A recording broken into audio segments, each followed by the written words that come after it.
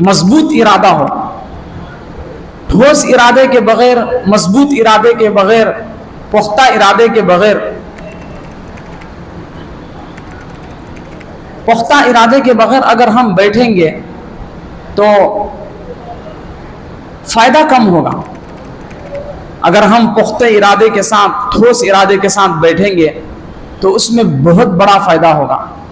ایک بات ہماری کیفیت کو بدلنے کا سبب بنے گی، ایک چھوٹی سی بات ہماری اصلاح کا سبب بنے گی. اگر ہم ان آداب کا لحاظ کرے بغیر قرآن سنائیں گے، تفسیر سنائیں گے یا تفسیر سنیں گے، قرآن سنیں گے تو بہت تھوڑا فائدہ ہوگا.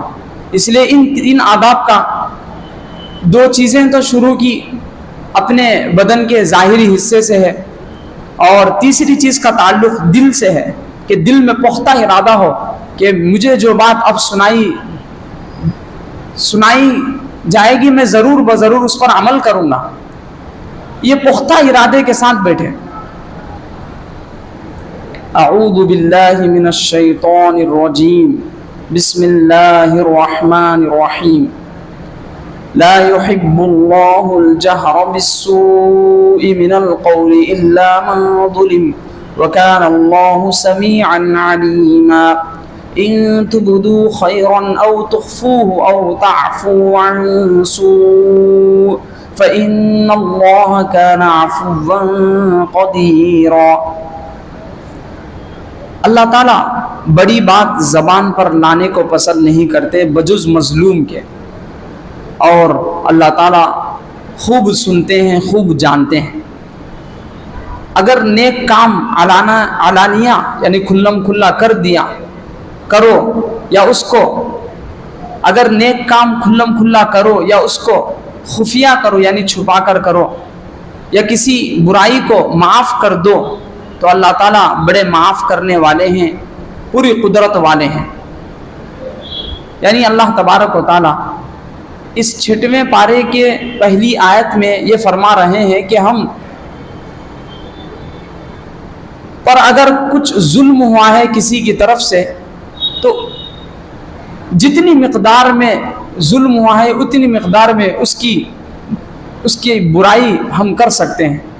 کہیں مقدمہ دائر کرنا ہے، کہیں کیس لے جانا ہے، تو جتنی ضرورت کی برائی ہے ظالم کی اتنی برائی ہم کر سکتے ہیں. لیکن آگے اللہ تبارک و تعالیٰ یہ فرماتے ہیں کہ اگر ہم اس کو معاف کر دیں تو آخرت میں ہمارے لیے بہت بڑا ثواب کا ذریعہ اور اجر کا ذریعہ بنے گا. اور اللہ آگے اپنی صفت یہ بیان فرما رہے ہیں فَإِنَّ اللَّهَ كَانَ عَفُوًّا قَدِيرًا.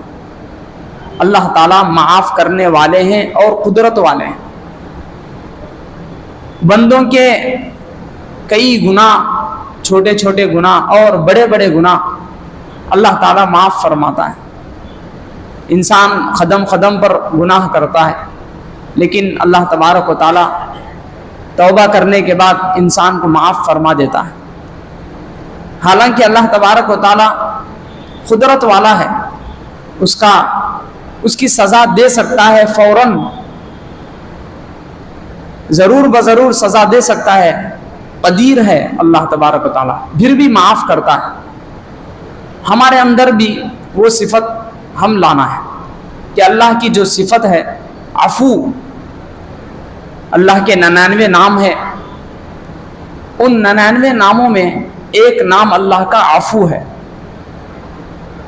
غفور ہے، مالک الملک ہے، ذو الجلال والاکرام. ایک صفت اللہ کی عفو یعنی معاف کرنے کی ہے. تو ہم بھی معاف کر دینا، ظلم کو معاف کر دینا. معاف کر دینے کا مطلب کیا ہے اس کو سمجھنا ہے. آج کل جو معاف کرنے کا مطلب چل رہا ہے بہت غلط مطلب ہے. ہمارے معاف کرنے کا انداز یہ ہوتا ہے کہ ہم ظالم کی پوری برائی کر دیتے، جتنی برائی کرنا ہے اس کی ذات کے سلسلے میں، اس کے گھر کے سلسلے میں، اس کے باپ، اس کی ماں اور اس کی بہن، اس کے بھائی، سب کی اس کی پوری برائی کر دیتے، اخیر میں یوں کہتے کہ چلو میں معاف کر دیا. معاف کرنا اس کو نہیں بولتے.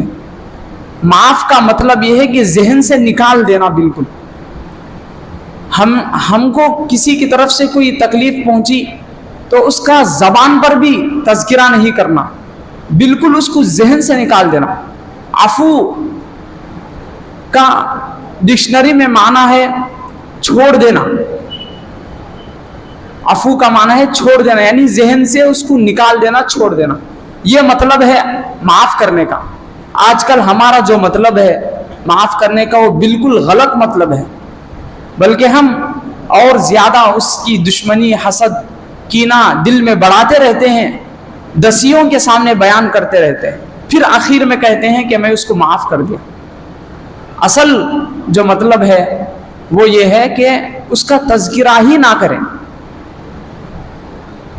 یہ مطلب ہے معاف کرنے کا. آگے اللہ تبارک و تعالی یہ بیان فرما رہے ہیں کہ اہل کتاب یعنی نبی صلی اللہ علیہ وسلم کے دنیا میں تشریف لانے سے پہلے بنی اسرائیل، یہود و نصارہ، جن کو اللہ تبارک و تعالی کتاب دیا تھا، حضرت موسیٰ علیہ السلام اور حضرت عیسیٰ علیہ السلام، اور ان دونوں پیغمبروں کے درمیان میں بے حساب بے شمار انبیاء تشریف لائے. ان کے ذریعے جس قوم کو اللہ تبارک و تعالیٰ کتاب پر ایمان لانے کی توفیق دی، ان کے بارے میں اللہ تبارک و تعالیٰ فرما رہے ہیں کہ یہ لوگ پکے کافر ہیں. نبی صلی اللہ علیہ وسلم دنیا میں تشریف لانے کے بعد نبی صلی اللہ علیہ وسلم کے نبی ہونے کا انکار کرنے والے یہود حضرت عیسیٰ علیہ السلام کا بھی انکار کرتے تھے، اور ہمارے نبی محمد صلی اللہ علیہ وسلم کا بھی انکار کرتے تھے، حسد کی وجہ سے، جلن کی وجہ سے. کیونکہ انبیاء کا جو سلسلہ تھا وہ بنی اسرائیل کے خاندان سے چلتا تھا. حضرت یعقوب علیہ السلام، حضرت ابراہیم علیہ السلام کے خاندان سے چلتا تھا. اچانک بنی اسرائیل کے خاندان سے ہٹ کر اللہ تبارک و تعالیٰ ایک قریش بنی اسماعیل سے اللہ تبارک و تعالیٰ نبی کو مبعوث کیا، جس کی وجہ سے ان کو حسد شروع ہوا.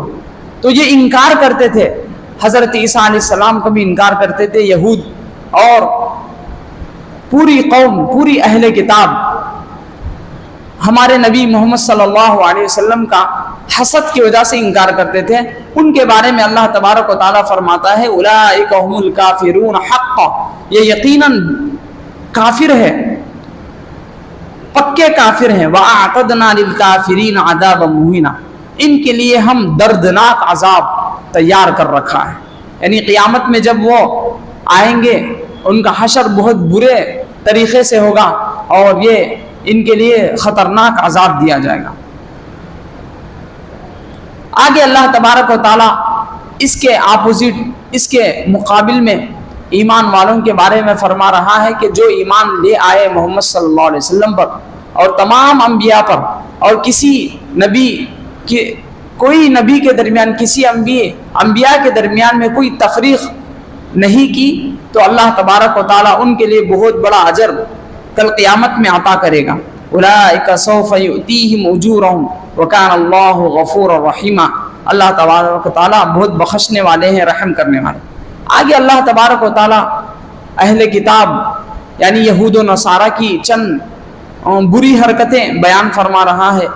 یہ لوگ نبی صلی اللہ علیہ وسلم کے پاس بری نیت سے آتے تھے اور یہ سوال ایک مرتبہ کیے تھے کہ آپ ہمارے لیے ایک حضرت موسیٰ علیہ السلام پر جس طرح کتاب نازل ہوئی اسی طرح ہم پر بھی، ہمارے لیے بھی نازل فرمائیے.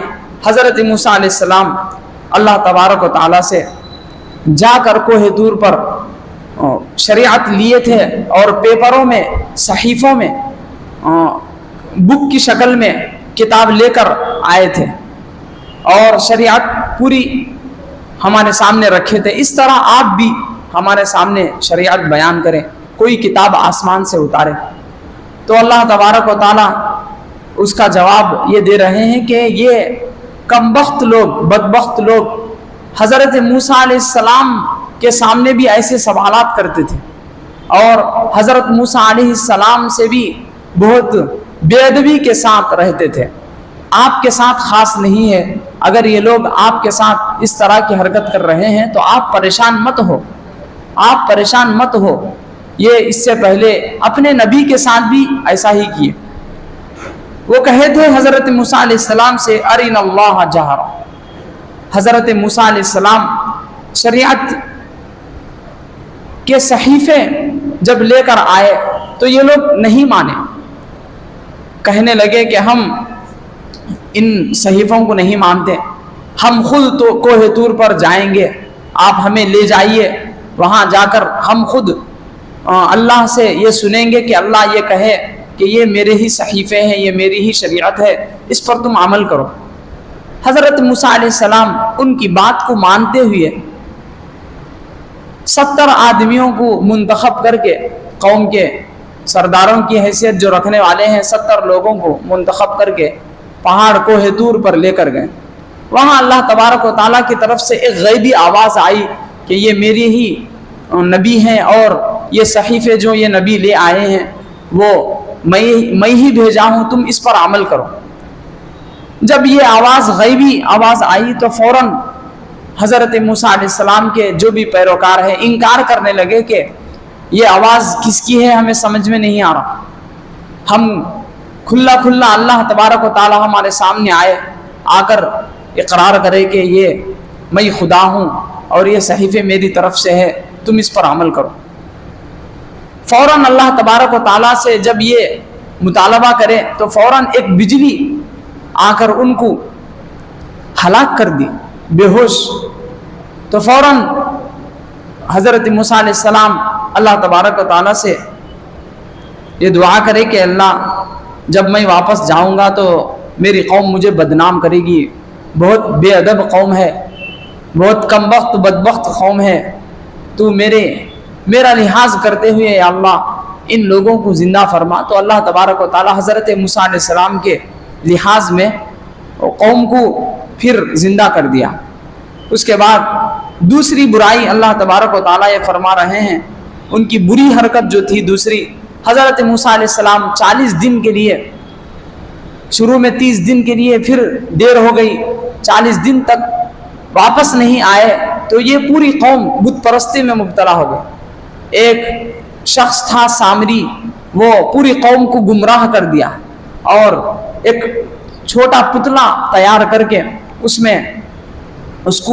اس کے اندر جان پیدا کر دیا۔ حضرت جبرائیل علیہ السلام ایک جگہ سے گزرے، وہاں ان کا پیر جہاں پڑا وہاں کی مٹی لے کر، قدم مبارک کی مٹی لے کر اس بچھڑے میں، اس جانور میں، پتلے میں ڈال دیا، جس کی وجہ سے اس کے اندر جان آ گئی۔ جان آتے ہی لوگوں کو دھوکا ہو گیا کہ یہ تو ایک جادو کی جیسی چیز ہے، فوراً اس کی دعوت کو قبول کر لیا اور بت پرستی میں مبتلا ہو گئے۔ تو اللہ تبارک و تعالیٰ ان کی یہ برائی بیان کر رہا ہے کہ صرف 40 دن کے لیے حضرت موسیٰ علیہ السلام میرے پاس آئے تھے، لیکن تم لوگ 40 دن بھی برداشت نہیں کیے، فوراً اس کے خلاف ورزی کر کے بت پرستی میں مبتلا ہو گئے۔ پھر بعد میں اللہ تبارک و تعالیٰ ان کو معاف کر دیا۔ آگے اللہ تبارک و تعالیٰ ان کی ایک اور برائی بیان فرما رہے ہیں کہ ہم تم کو سزا دیے تھے، یعنی جس وقت بنی اسرائیل مصر سے حضرت یوسف علیہ السلام کے زمانے میں مصر چلے گئے تھے، وہاں مصر میں ہی رہنا شروع کیے تھے۔ ایک زمانے کے بعد فرعون کا زمانہ آیا۔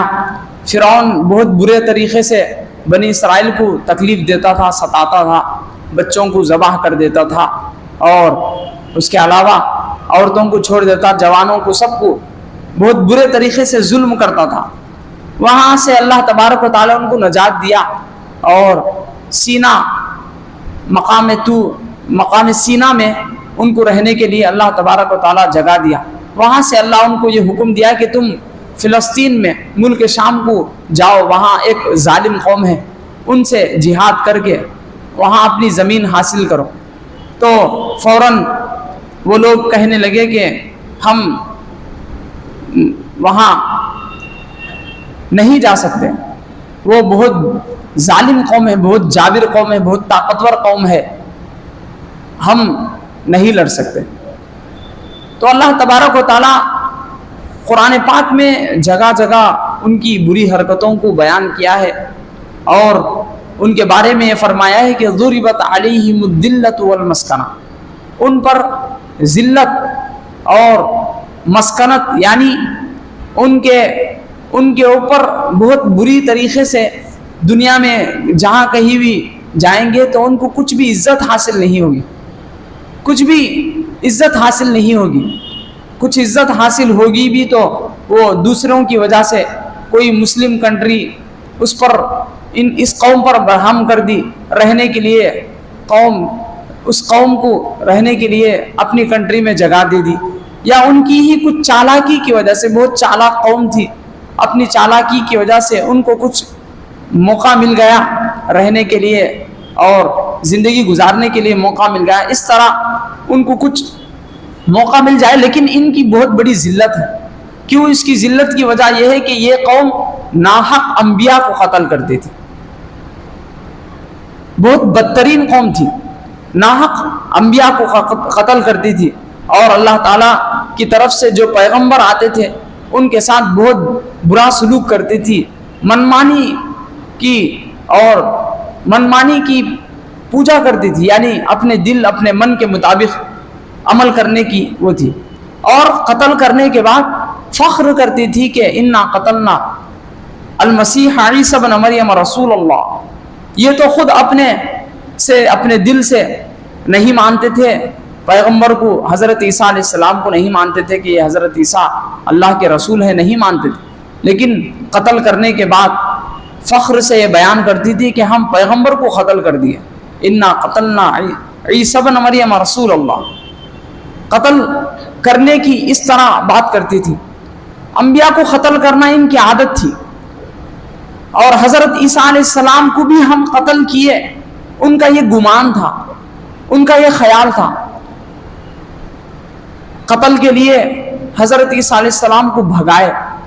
حضرت عیسیٰ علیہ السلام ایک کمرے میں کسی جگہ داخل ہو گئے تو اللہ تبارک و تعالیٰ ان کو اٹھا لیا چھت سے، اور حضرت عیسیٰ علیہ السلام کے بعد جو آدمی کمرے میں داخل ہوا تو اللہ تبارک و تعالیٰ حضرت عیسیٰ علیہ السلام کی شباہت اور ان کی شکل و صورت اس آدمی کے اندر ڈال دیا، جس کی وجہ سے دوسری قوم جب کمرے میں وہ جگہ گھسی، داخل ہوئی، تو ان کو سمجھ میں نہیں آیا، فوراً اس آدمی کو قتل کر دیا.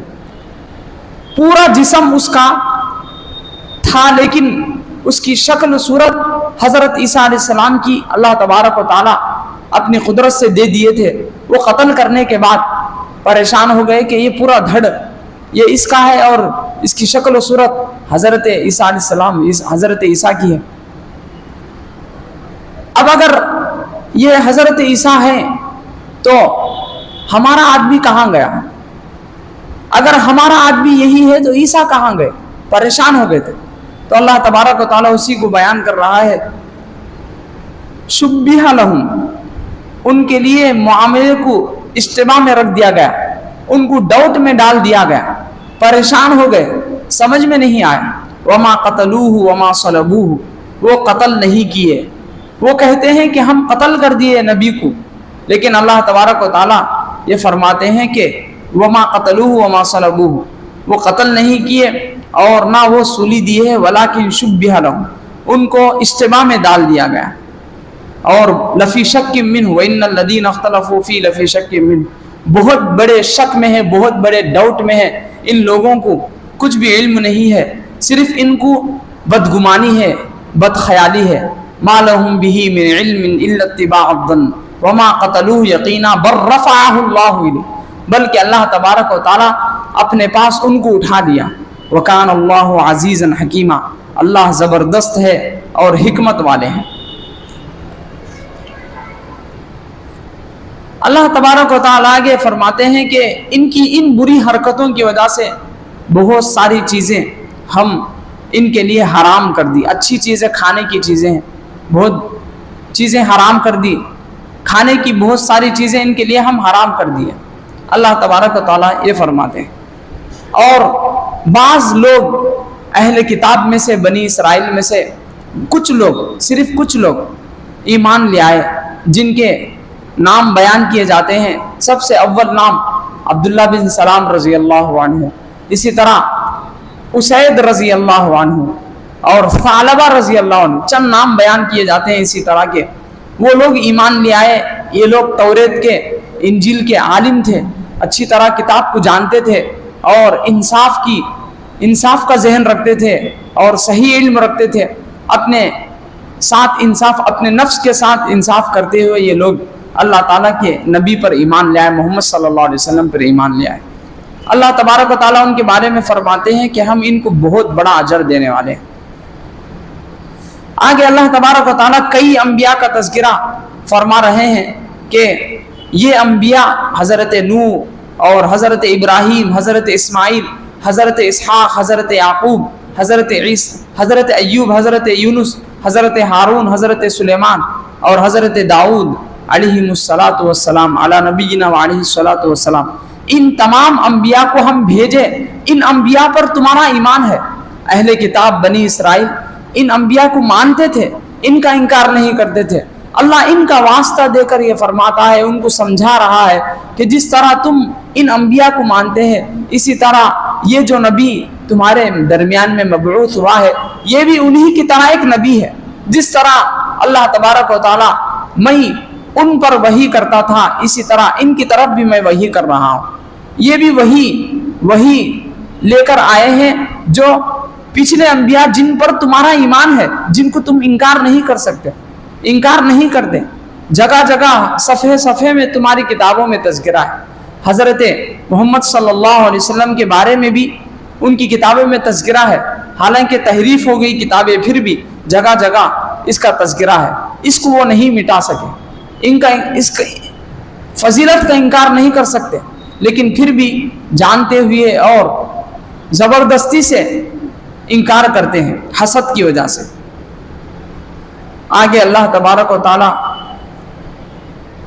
حضرت عیسیٰ علیہ السلام کے پیروکاروں کو نصیحت فرما رہے ہیں جو بہت زیادہ حضرت عیسیٰ کے بارے میں غلو کرنے والے تھے۔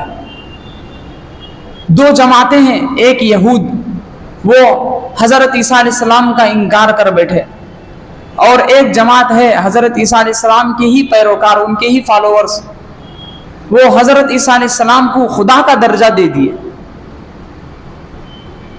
خدا تین چیزیں ہیں یہ کہنے لگے، ایک اللہ تعالیٰ کی ذات، دوسرا حضرت عیسیٰ علیہ السلام، اور تیسری چیز فرشتوں کی ذات۔ یہ تین مل کر خدا ہے، اس طرح کہتے تھے۔ اللہ تبارک و تعالیٰ ان سے کہہ رہا ہے کہ انتہو، ایسی بات سے باز آ جاؤ۔ لن یستنکف المسیح ان یکون عبدا للہ ولا الملائکۃ المقربون۔ اللہ تبارک و تعالیٰ یہ فرما رہے ہیں کہ خود حضرت عیسیٰ علیہ السلام اس بات کا اقرار کر رہے ہیں کہ میں بندہ ہوں، مجھے شرم نہیں ہے، مجھے کچھ حیا نہیں ہے، میں اللہ تعالیٰ کا بندہ ہوں۔ یہ خود اس بات کا اقرار کر رہے ہیں، تو تم کیسے حضرت عیسیٰ علیہ السلام کو خدا کا بیٹا بنا دیا؟ فرشتے بھی خود اقرار کرتے ہیں، فرشتوں کی تسبیح ہے سبحان اللہ، فرشتوں کی تسبیح ہے اللہ رائب سے پاک ہے۔ پھر تم کس طرح فرشتوں کو اللہ کا جز مانتے ہو؟ اللہ تبارک و تعالیٰ ان کو نصیحت فرما رہا ہے کہ اس طرح کی بات ہرگز مت کہو، یہ بہت بڑا تکبر ہے اور یہ بہت بڑا اللہ پر الزام ہے، بہتان ہے۔ آگے اللہ تبارک و تعالیٰ سورہ مائدہ فرما رہا بیان فرما رہا ہے کہ سورہ مائدہ کہتے ہیں دسترخوان کو. مختصر قصہ اسی صورت میں اگلے پارے میں 7ویں پارے میں اللہ تبارک و تعالی مائدہ کا قصہ بیان کیا ہے. اس صورت میں اللہ تبارک و تعالی ایمان والوں کو خاص طور پر نصیحت فرمایا ہے اور اہل کتاب کا تذکرہ بار بار اس صورت میں بیان کیا ہے، یہود و نصارہ کا. یہ صورت کے اکثر آیتیں، اس صورت کی اکثر آیتیں 6 ہجری کے بالکل آخر میں اور یا 7 ہجری کے شروع میں نازل ہوئی. اس صورت کی آیتیں نازل ہوتے وقت مکے اور مدینے میں جو سچویشن تھا وہ یہ تھا کہ اسلام کا دبدبہ شروع ہو گیا تھا اور کفر کا زور بالکل ختم ہونے کو تھا. فتح مکہ کے بعد سے بالکل اسلام کا دبدبہ قائم ہو گیا. صلح حدیبیہ ظاہری طور پر شکست اور اصل میں بہت بڑی جیت اور بہت بڑی فتح تھی. وہیں سے صلح حدیبیہ سے اسلام کا دبدبہ شروع ہو گیا. اب مسلمانوں کو اور اسلام کو ایک بہت بڑی طاقت حاصل ہو گئی. اللہ تبارک و تعالی عین اسی موقع پر جس وقت اسلام کو ایک طاقت حاصل ہو گئی، مسلمانوں کو ایک دبدبہ، ایک طاقت حاصل ہو گئی، ویسے موقع پر چونکہ طاقت کا جو نشہ ہے وہ بہت خطرناک ہے. عین ایسے موقع پر خاص مسلمانوں کو اللہ تبارک و تعالی نصیحت فرما رہا ہے. کچھ چیزیں جو حرام ہے ان کو بیان کر رہا ہے، حد میں مسلمانوں کو رہنے کی دعوت دے رہا ہے. کچھ حلال چیزیں ہیں ان کو بیان فرما رہا ہے، کچھ احکام ہیں ان کو بیان فرما رہا ہے.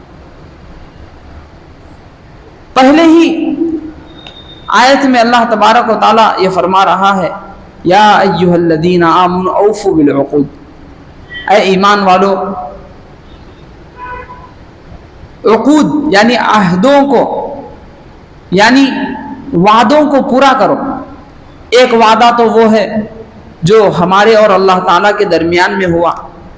ہم اللہ پر ایمان لے آئے، ایمان لے آنے کے بعد اللہ تعالیٰ کے احکام پر عمل کریں، اللہ کے حرام کو حرام جانیں اور اس کے حلال کو حلال جانیں.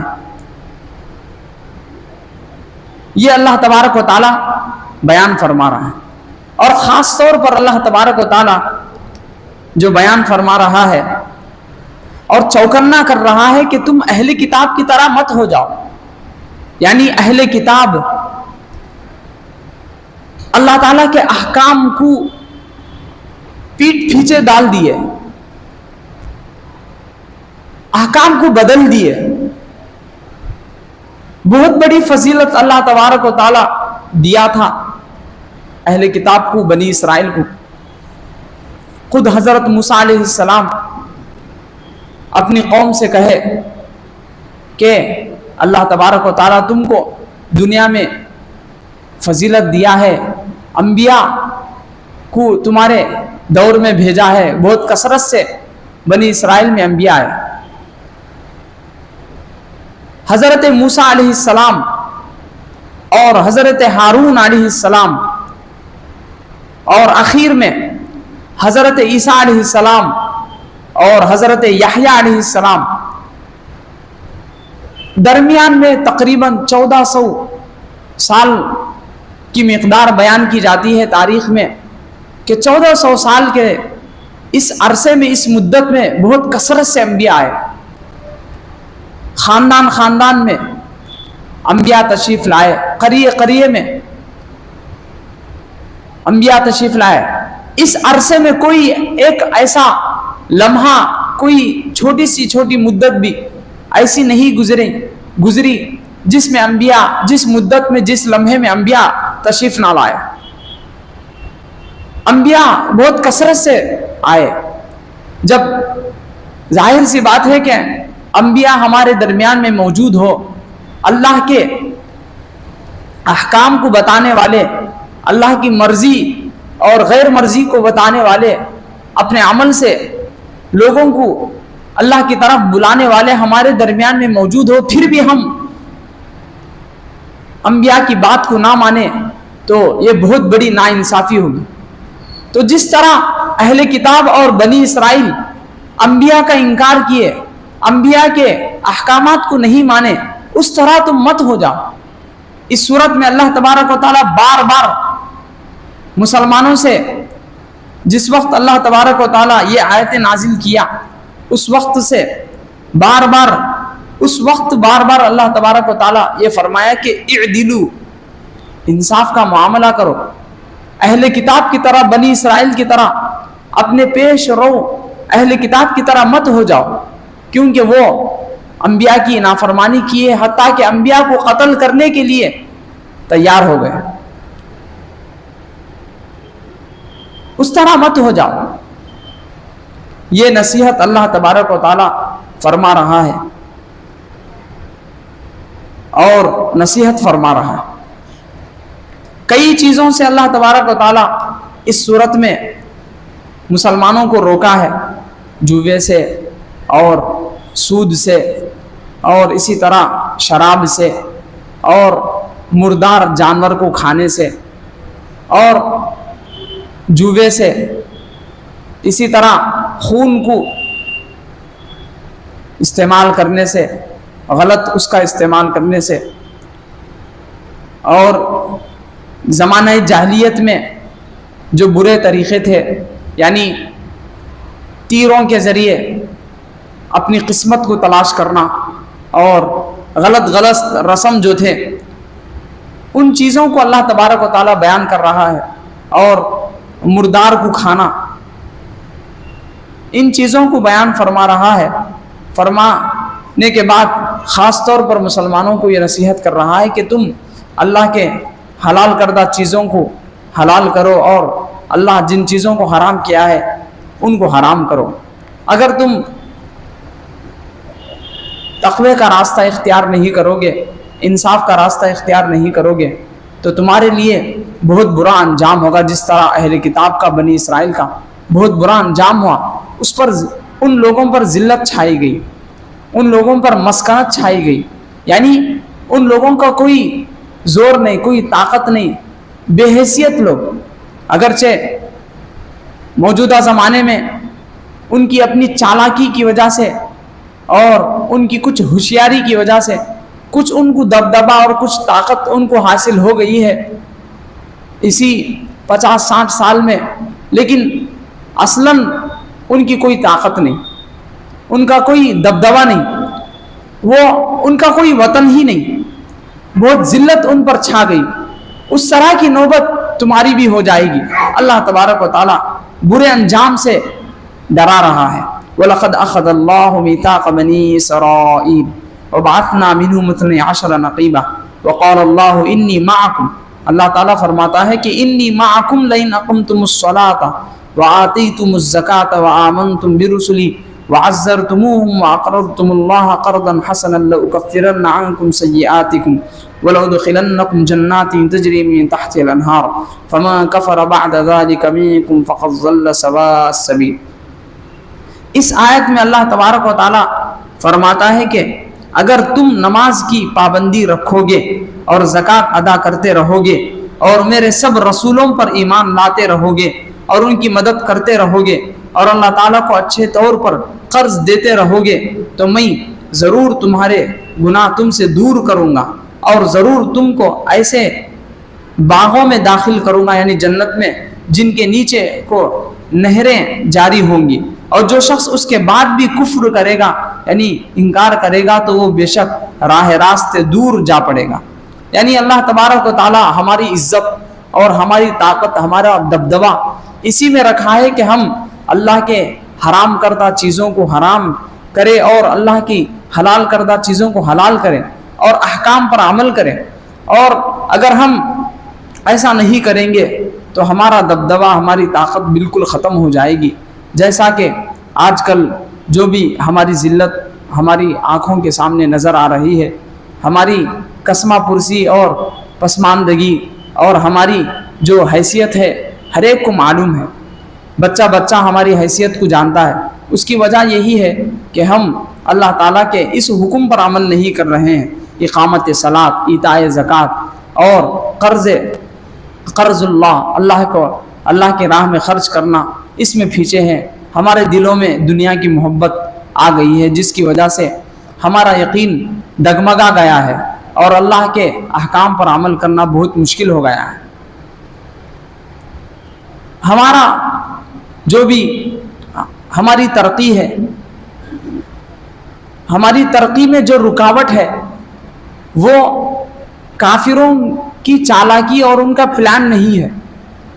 ہماری ترقی کی رکاوٹ ہماری اجتماعی کوتاہی ہے.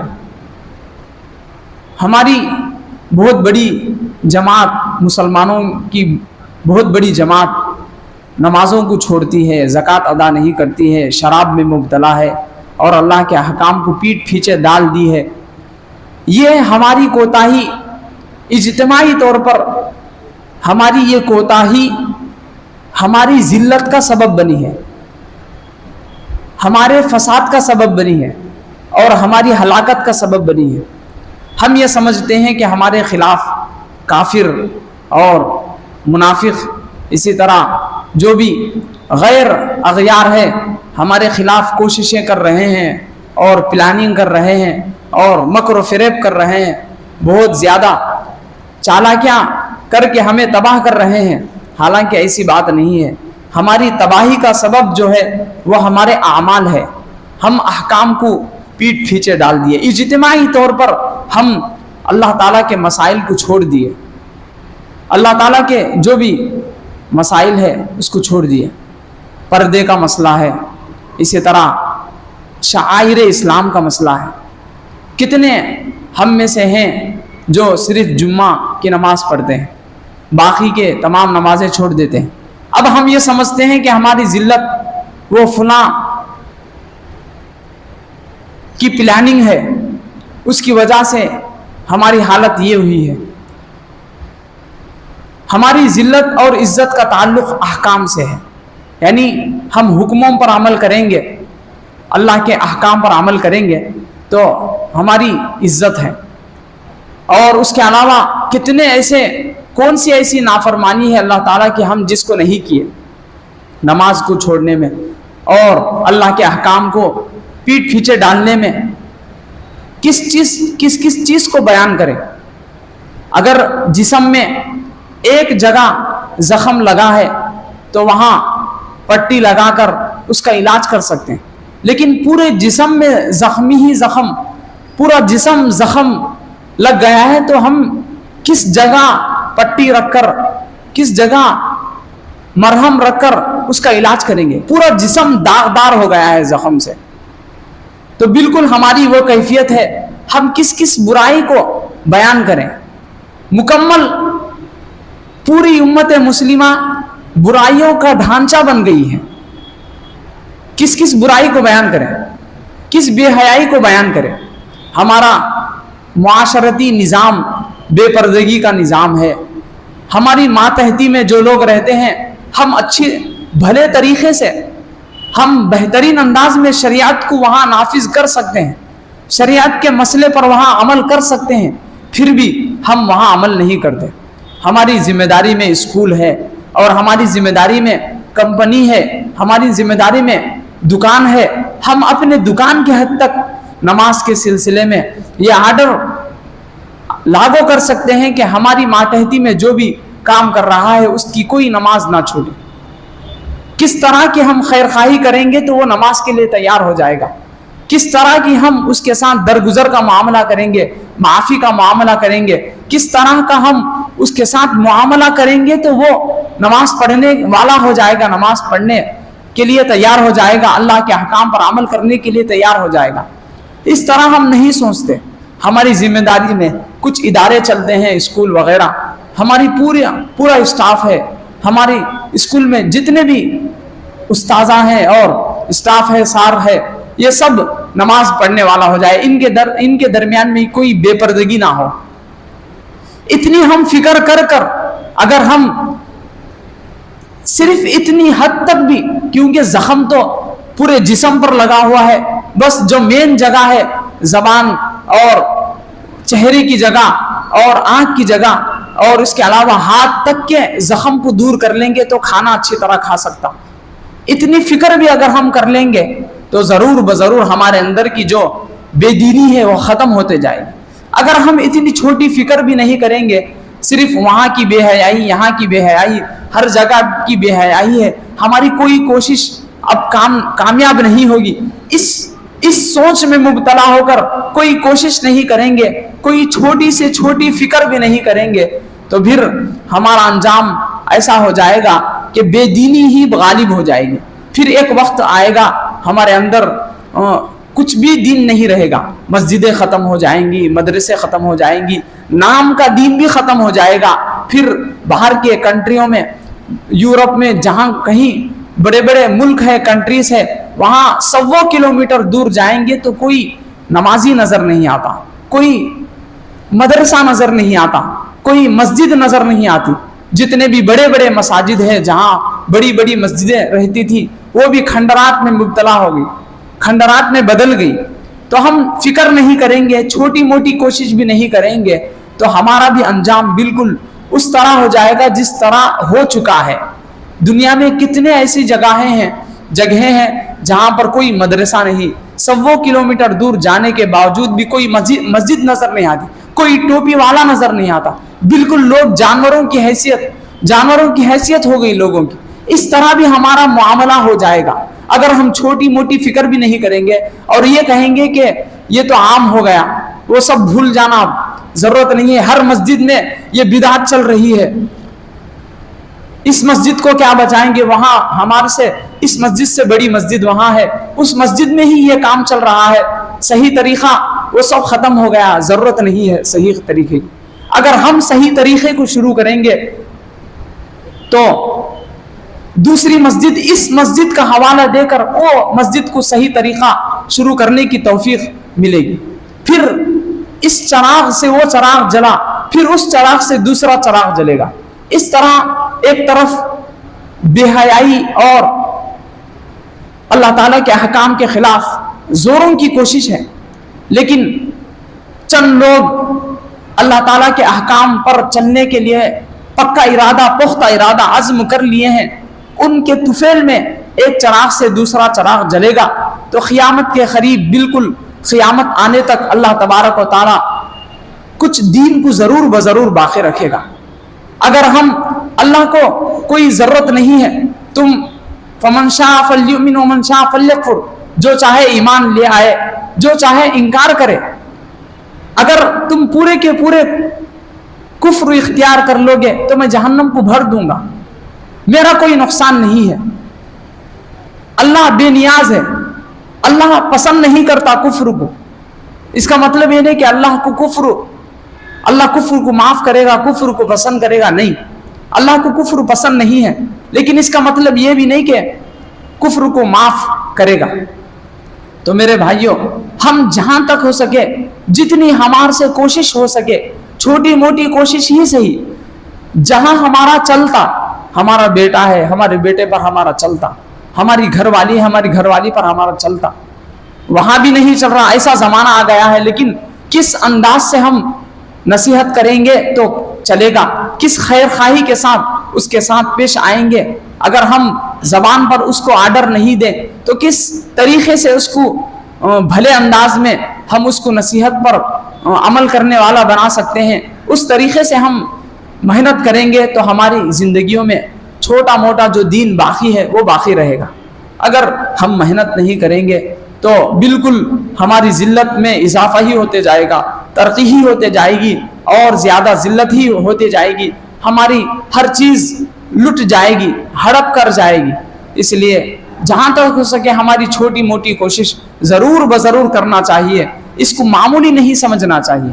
اللہ تعالی ہم سب کو عمل کرنے کی توفیق عطا فرمائے.